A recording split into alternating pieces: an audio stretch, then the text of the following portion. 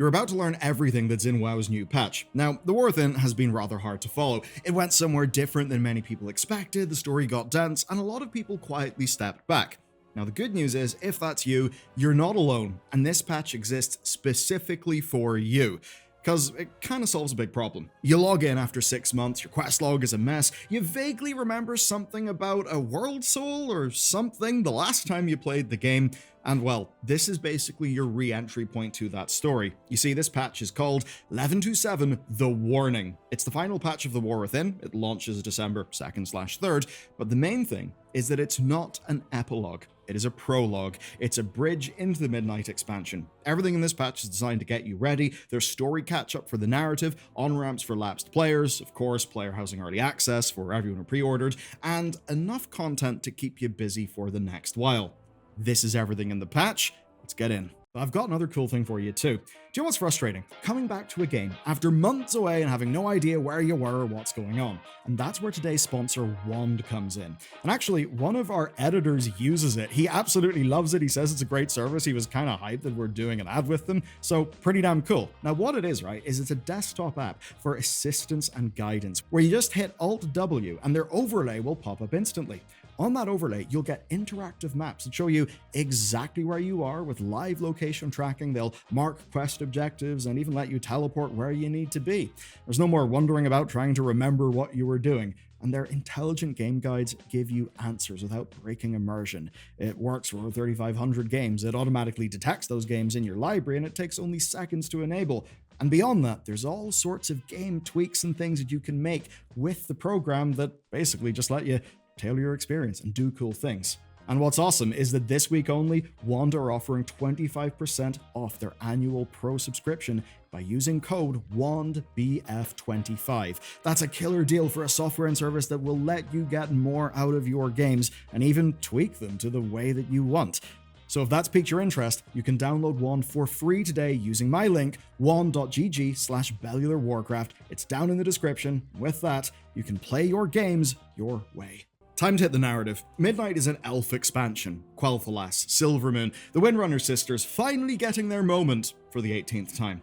Now, if any of that backstory is fuzzy to you, things like the Scourge invasion, the Sunwell, why Illyria is complicated, and always in Blizzard's marketing, well, Blizzard kind of knows that, and they've built 2 bits of content to catch you up. Now, the first one is called Visions of a Shadowed Sun.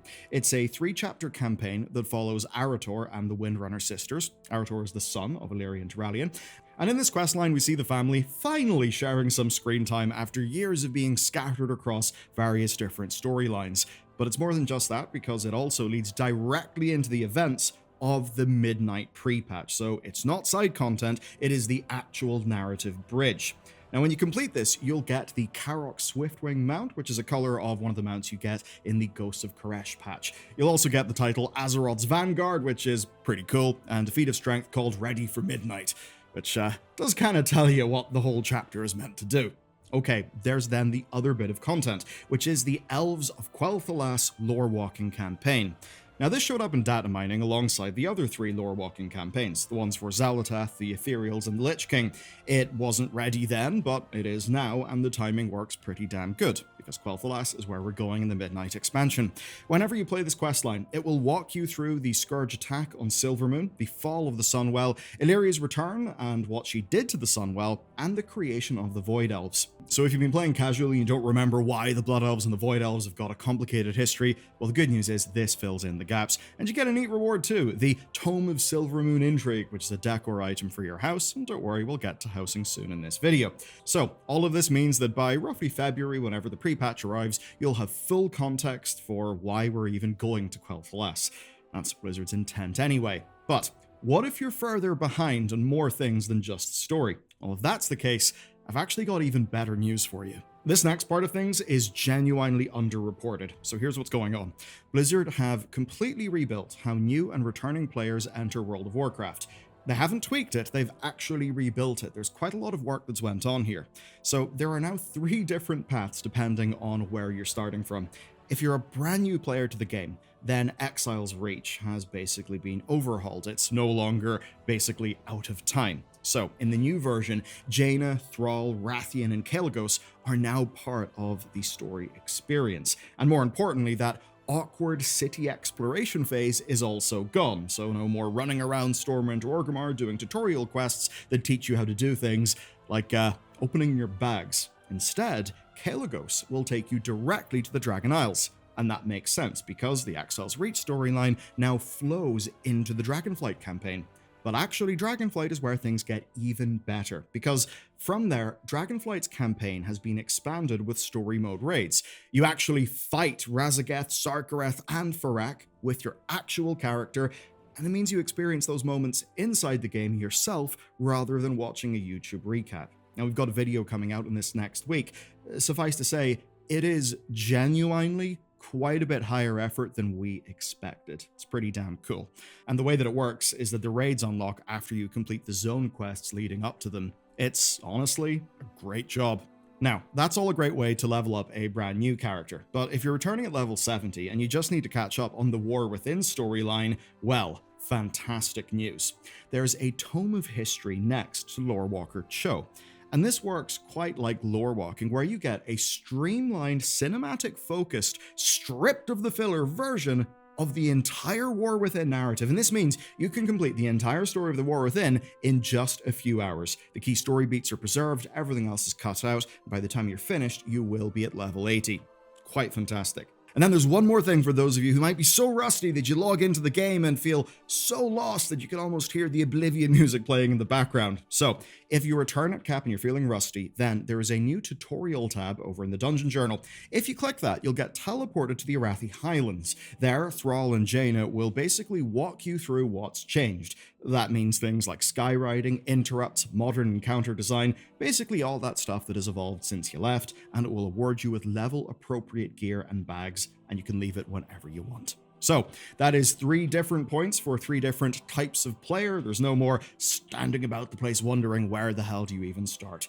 And it's quite good, because this is Blizzard admitting that the old on-ramp to World of Warcraft was broken, and they've actually fixed it. Okay, but now we need to talk about the big headline feature.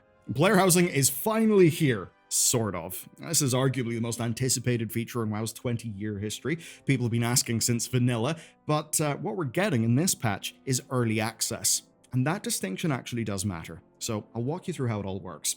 To claim a plot, you will need a midnight pre-order. Any edition of the game will work. Now, if you haven't pre-ordered, then actually you're okay, because you're not completely locked out. You can still visit the neighborhood zones, you can tour your friends' houses, and importantly, you can still collect decor. So the progression system is thankfully available to everyone. Now, you get a maximum of 2 housing plots per World of Warcraft account. One will be in Founders Point for the Alliance, the other one in Razorwind Shores for the Horde. You can't have 2 plots for the same faction, and if you want more than 2 houses, yeah, you'll need to cough up and have multiple WoW accounts. Now, I don't actually think that is them trying to gouge people. It's likely intentional. I think housing is meant to feel a little bit more limited from a design perspective, but there's also the very real problem of server issues, server scaling, databases. You know, looking at you, Final Fantasy XIV, we all know that shit's kind of hard. Now, neighborhoods come in 3 different flavors. There are public neighborhoods. These are generated automatically, and anyone can claim a spot, though you may need to do some shard hopping to find one that isn't taken. Then there are charter neighborhoods. These need 10 people to sign a signature to set it up, and then those will be managed by the designated neighborhood manager. So keep yourself in their good books. Then there's guild neighborhoods. These are just controlled by your guild master. And the good news is you can move your house between neighborhood types freely if you change your mind or if you crash out and get kicked from your guild. You'll be okay. Now, there's an important caveat. Blood Elf and Night Elf exteriors, ones which many people are most excited about given the setting of Midnight, are not available. They will be available in 12.0. Now, by 12.0, I mean the pre-patch of the Midnight expansion, not the actual release date itself. So, early access does actually mean early. It's currently not feature complete, but almost everything is there. And in terms of decor collecting, with this patch, it'll be fully live for everyone, regardless of pre-order. There's over 2,000 items acquirable from the get-go, and many of these are unlocked retroactively, which basically means if you've already earned the achievement or hit the reputation threshold, you'll just be absolutely swimming in this stuff. So pretty great for veterans. Now with this, there's a new resource. It's called Lumber, and it's used for crafted pieces that anyone can gather after a short unlock quest. And there's also weekly quests that will give you housing decor as well. And taking a look at the UI, well, this is the catalog UI. Do you know what? It's genuinely well designed. You can browse every decor item in the game, even the ones you don't own yet, and you can track their sources with map waypoints. It's basically the new Transmog collection interface that's coming in Midnight, but applied to furniture. Housing is not fully here yet, but a lot of it is, and the collection gameplay absolutely is. But that is far from the end of this patch. There's about 2 months between now and the pre-patch, so here's how Blizzard is filling that gap. You know, in addition to all the stuff I've talked about thus far. First off, we've got Turbulent Timeways 4. This is going to run for 10 weeks, starting December 3rd and ending February 10th. And this will cycle through every time walking expansion weekly, starting and ending with the GOAT, the Shadowed Lands, which is actually new because this is its time walking debut, and that does mean there are a bunch of other rewards and things that you can buy. Now, the Meta Achievement Award for this event is a Mount Voucher, and with this voucher, you can buy one of 4 bronze-tinted Covenant mounts, the Akalon, the Corpse Fly, the Wilderling, or the Gravewing, and you can then buy the remaining 3 from the vendor for 5,000 time warped badges each. And if you want to get everything from the Shadowlands time walking vendor, if you're the #1 fan of the most goated expansion of all time, it'll set you back 62,700 time walking badges. But the real value of this event to many will be the buffs. So, the weekly time walking quest has been upgraded. It will now give you hero track gear instead of champion track gear. So that's 10 free hero track bits of gear per character across the event if you do it every week. And then there's the XP side. The XP buff is significant, and it will stack up to 4 times, at which point it will turn into Mastery of the Timeways and give you a 30% XP buff that is actually account-wide and will persist through death. And that also means that if you're leveling Legion Remix alts, well, good news, because it will stack with that event's bonus as well. And also, Shadowlands time walking means plus 50% rep gains for all of the Shadowlands factions, so if you never finished your Covenant campaigns or you wanted those cosmetics, which, let's be real, the art team certainly didn't let us down on that expansion, well, this is basically your window. Now that's us covered with a time walking loop, but there is actually substantially more. I'm happy to say that the Brawlers Guild returns December 10th. Finally! Means our game director Ian can stop saying soon every time he's asked in an interview. Now the way it works is you'll pick up your invite in Donegal. The currency has been changed though. It now uses regular gold. There's no more farming a separate Brawlers Gold currency.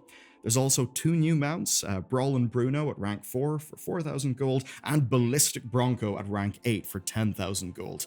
But what's even better is what's next. One of the big problems with the Brawlers Guild is people didn't like being stuck in the queue, especially if you were short in time.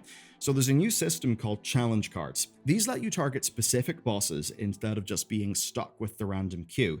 They only cost 3 gold to purchase, but they do require max rank. Now, there's another thing called Broker Gambits. These add 8 optional debuffs that you can enable basically for harder fights. These are things like fighting on ice, being set on fire, or winning without taking any damage. And if you complete all 8 Gambits, you will get the Brawl Star title, which is a pretty dope title.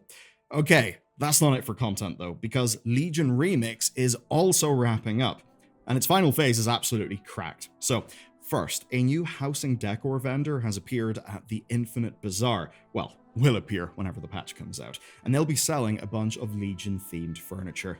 Then there's the final phase, which is called Infinite Echoes. This will start on December 10th, and, well, we've been teased with timeline claps, catch-up rewards, and lots of other cosmetic rewards as well. So if you've been putting off finishing Legion Remix, this is the final stretch, and from what I understand, it would be a pretty good on-ramp as well if you just wanted to go in whenever everything is unlocked and there's like a bunch of catch-up and stuff. And then quietly, there's a nice change to Horrific Visions Revisited. So you can now choose between Stormwind and Orgrimmar. There's no waiting on a weekly rotation, and even better, their runs are now unlimited with no currency cost, so if you die, the only penalty is your time. You can just go again immediately. So a hell of a lot better than the first time these ended up in the game. Now, that means if you still need those achievements or cosmetics, or maybe you gave up early because the grind was miserable, then this is your chance. And honestly, it's totally worth doing. It's really fun. But that is still not it for everything in this patch, so next, a bunch of quick hits on everything else. The skywriting feature works entirely differently, but it will feel the same. Let me explain. So Surge Forward and Skyward Ascent now share 6 charges with a 15-second recharge, though that will go faster if you're flying very quick or you're flying close to the ground. Whirling Surge has also been made a bit more simple, where it's got a 30-second cooldown and no resource cost. Second Wind still exists, though. It's just that it now gives you a Surge or Ascent charge instead of Vigor. You may notice that Vigor as a resource is gone. So technically, a bunch of things has changed, but it's just moved into a shared charge system instead of a resource system. And that means the way you fly will feel the same, except for one humongous win, which is this. Liftoff has no cost and no cooldown. So gatherers, you're finally free. You can land, pick up your herb, take off, and repeat without draining your vigor bar. No more just getting stranded because you burned all your vigor on frequent landings. But there's still a little more. So the Pandaren Heritage Armor questline is in. This questline will take you back to the Wandering Isle, which you can now fly in for the first time, and there are 3 armor color variants depending on your faction choice. Blue for the Alliance, red for the Horde, and a black set, I suppose, for those who stayed neutral, though we've actually no idea what the source will be for that one. It just is that the set happens to exist. Now, you'll also get a Festival Hot Air Balloon toy that actually works as a rideable vehicle, and Lily Stormstout, well, is all grown up with a new character model. But that's still not all, because for the completionists, the War Within's meta achievement is in, and it's called World Soul Searching. Completing this will give you the Gear Grinder Mark 11 mount, because whenever I think Azeroth, nature, titans, and the World Soul, I think of a goblin tank. Bit weird, but it is actually kind of rad. It's the vehicle model from the Vexy encounter from the Liberation of Undermine raid, which was an absolutely banging raid. And even better, its summon in animation actually kills nearby critters. But there's actually a little more, because you'll also get the Drained Heart of Galakrond as a housing decor item. It's got the same model as the Dark Heart from the 10-7 storyline. And the requirements for this are doing all the War Within raids, the Zone meta achievements, Pathfinder, the Delve metas. It's basically that big wraparound achievement for the whole expansion. Okay, a few smaller but neat things to close us out. Portal rooms in Stormage and Orgrimmar have been reorganized, so good luck going off instinct and ending up in the wrong place. But basically, the housing portals are now in a more prominent spot, and some of the older portals have been moved to the back. Also, your boy Daneth Trollbane has finally got a dialogue option to stop him telling you how frustrated Geira is. So that's quite good. Props to the dev who put that in, but Kelsey Steelbark's mute button is not here yet. Maybe coming in 12.0.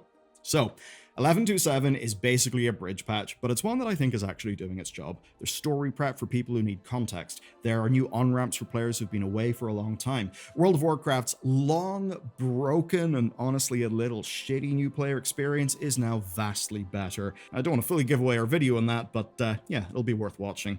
We've got a housing preview that lets everyone start collecting, not just the pre-orders, and enough repeatable content to carry us through to February.